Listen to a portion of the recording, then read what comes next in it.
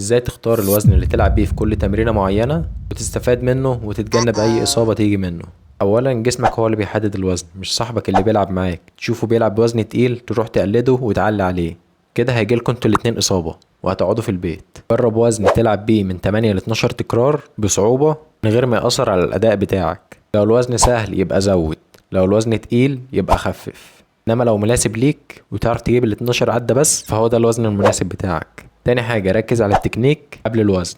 الحركة الصح أهم من أي وزن تقيل، هي اللي هتبني لك جسمك مش الوزن. وعشان تتجنب أي إصابة برضو حاول كل أسبوع أو اتنين تزود وزن تدريجي.